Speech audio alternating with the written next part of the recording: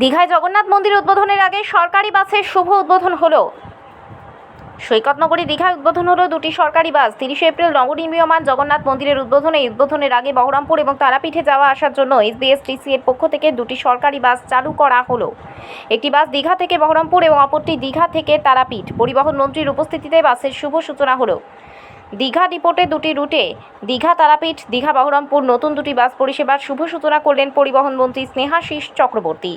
এই শুভ সূচনা অনুষ্ঠানে উপস্থিত ছিলেন রামনগর বিধানসভার বিধায়ক তথা প্রাক্তন মন্ত্রী অখিল গিরি।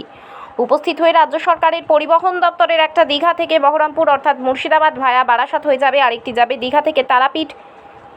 দুটি এসি বাস, সেই দুটি বাসের উদ্বোধন হয়ে গেল।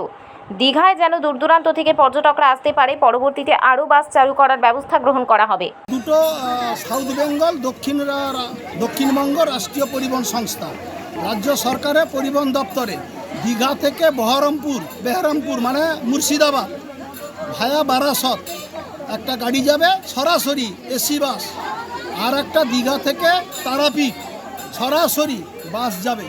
সেই দুটো বাসের শুভ উদ্বোধন চালু হলো এবং যেই দীঘা থেকে বিভিন্ন রুটে বাংলার বিভিন্ন জায়গায় দূর প্রান্তে পর্যটকরা যাতে আসতে পারে তার জন্য আরও পরবর্তীকালে আরও বাস চালু করার ব্যবস্থা হবে।